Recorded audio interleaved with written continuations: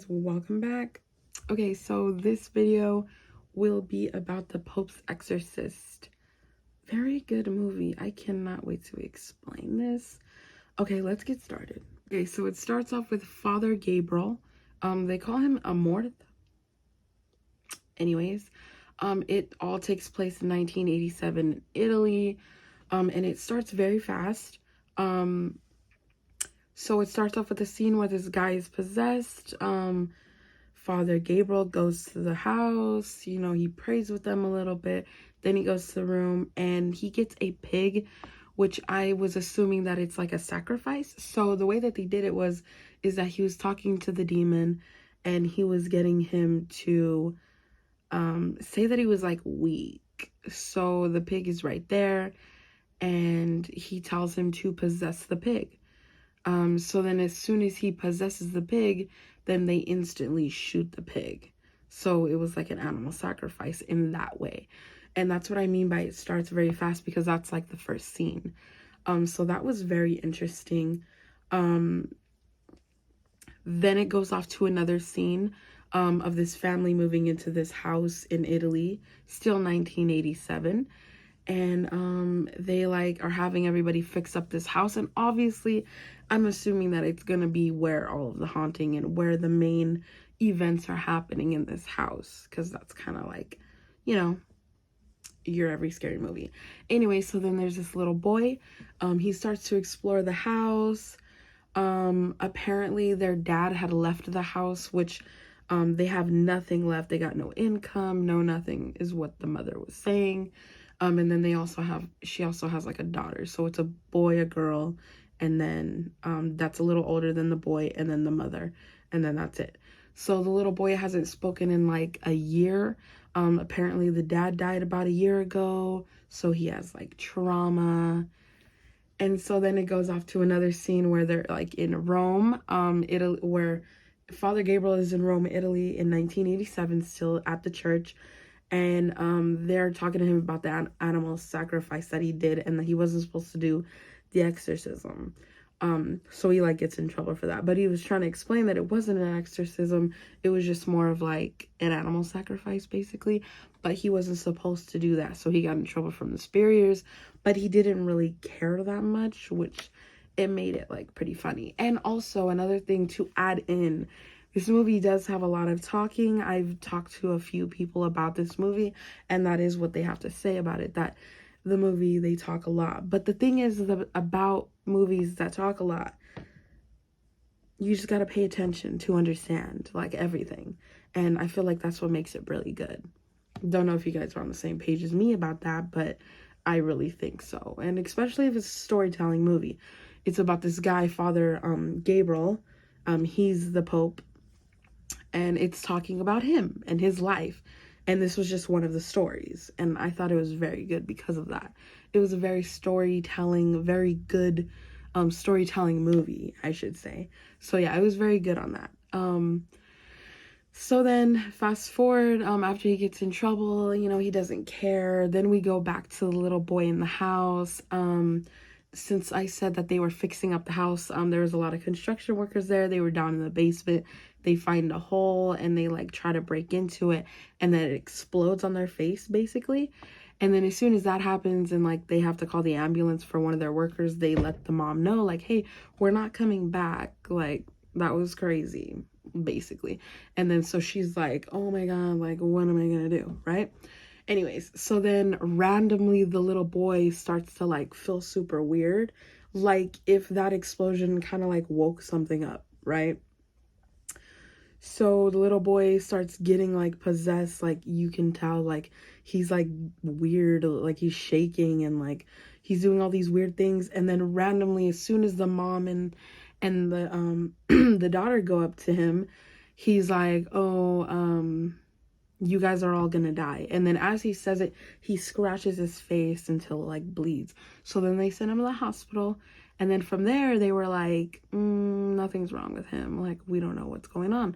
So like they basically had no answers. So then they took him home. He's still like looking and feeling weird. So then that's when they call like the church. And they bring like a random like priest, and he basically gets thrown out of the room where the little boy was at. And then they talk to this demon, and he says that I want the Pope, which is Gabriel. And yeah, so then Gabriel ends up showing up, that he prays and talks to the family a little bit before he goes inside. And the thing is that Gabriel was a very smart Pope when it came to, demons and talking to them.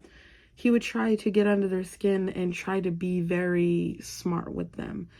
If you have a demon's name, it's very important. It means something. If you try to get them to say like they're stronger than Satan, or if you try to tell them are they Satan, they will never reveal themselves exactly, because they know that they're not as strong as Satan would be, because they're just a demon.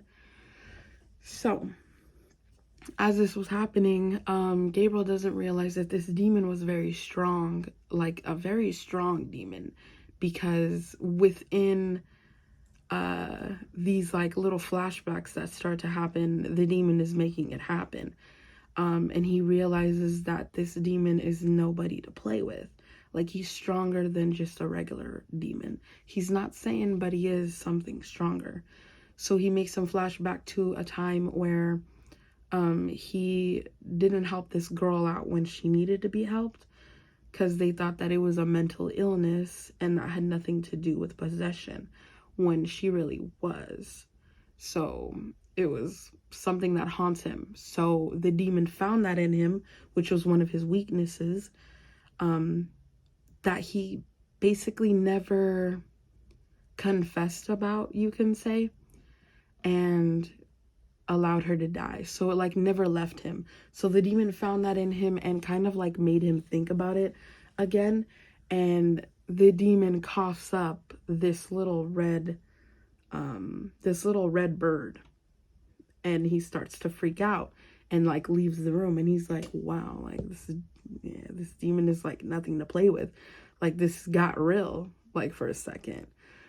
So that part like really shook me, because I was like, wow, like demons could really do that. But then again, later on you like find out who like this demon really was. And it was more than what you would think like that he is. Okay, so he like finds out like some more information about like this demon, and he like searches the house a lot more, and like he kind of like finds out that the place that they're living is kind of like a marked place, where it's like the most unholy place, you can say, in the world, which there are many, and that was just one of them. So it was a very stronger demon, because he finds out that it was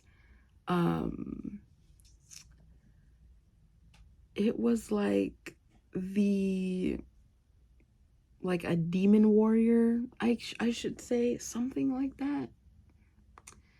Demon warrior,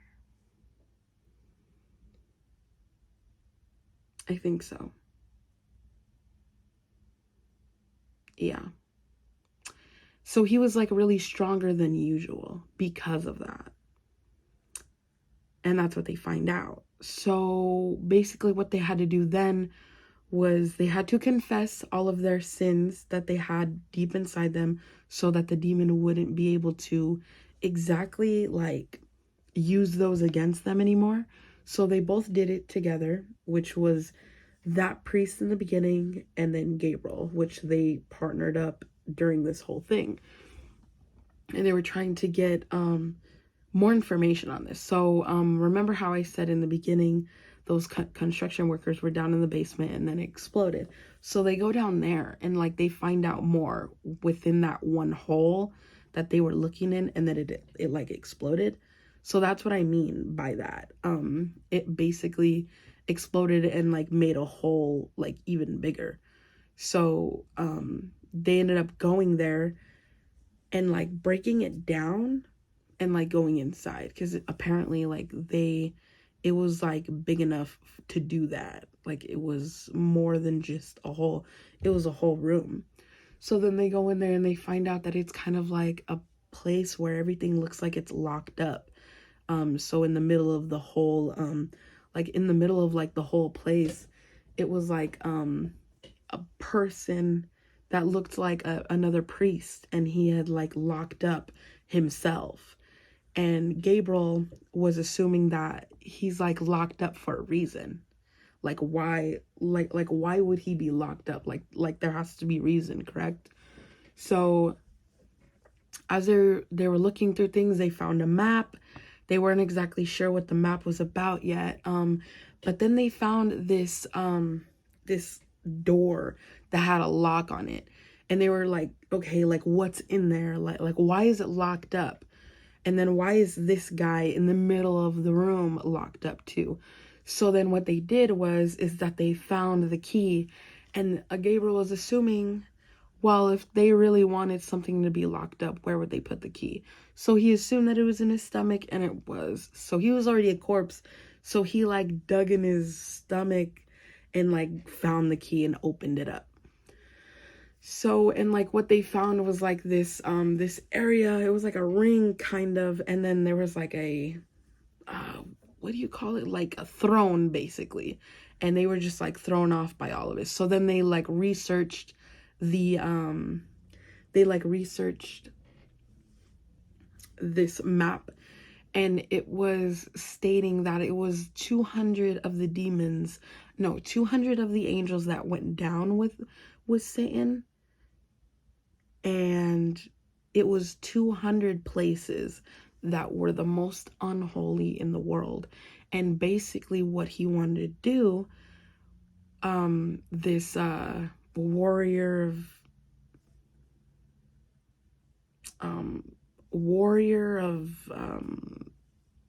of hell, I guess, he was trying to find an army to make all of those places unholy in the world.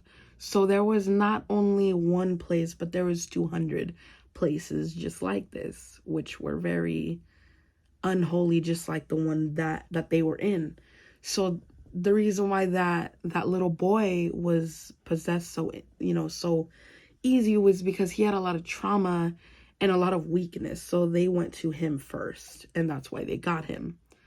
So in this whole scene, the demon is like keeps on going back to all of their weaknesses. One of the priests, usually priests give themselves up to God, and they're not supposed to have any relationships with anybody else, or relations, I should say, or any intimacy with anybody.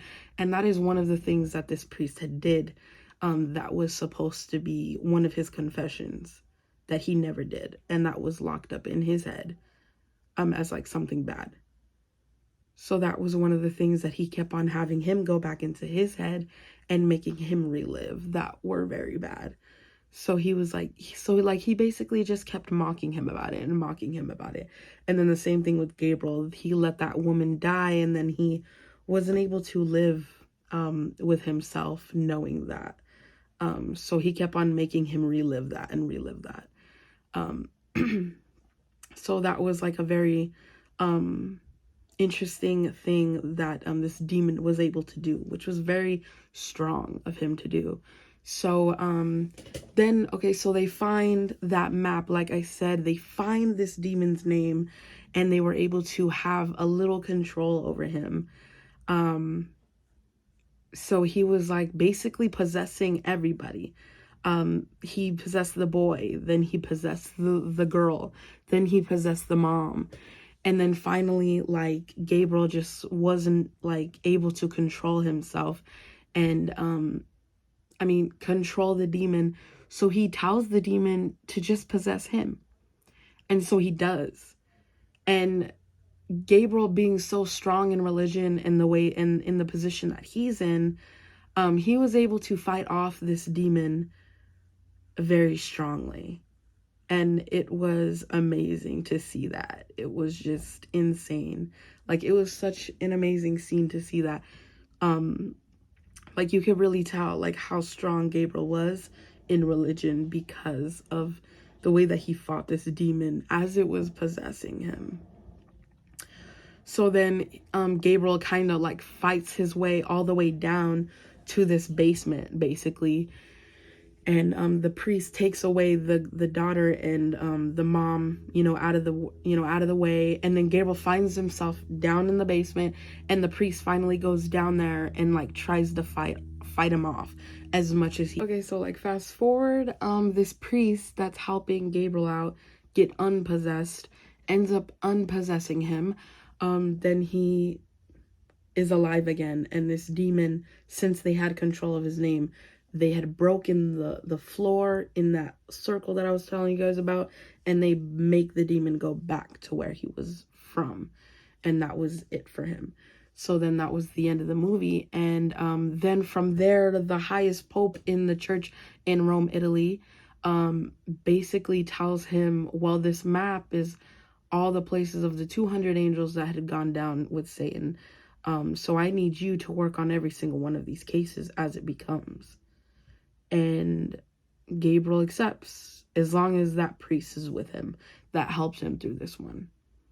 And that was basically his life. And even Gabriel said that. He was like, well, this is a lifetime work, and I think I could do it. And he did. And then it said that in 2016 he had barely died. So and I think he died from old age. So he was a real guy. It was a true story from one of his books that he wrote. Apparently he wrote a few books about this stuff. So I thought that was pretty cool. I really recommend watching this movie. If you don't like movies that speak and talk a lot, I wouldn't recommend. But besides that, it was really good. I really enjoyed it. It was really scary. Just the storytelling was really well done. I really recommend watching it. Yeah, it was really good. Okay, so that's all for today. For the Pope's Exorcist. I think it's still in theaters. I really recommend going and watching this. Anyways, thank you guys for watching. Like and subscribe. I really enjoyed making these videos. Thank you guys so much.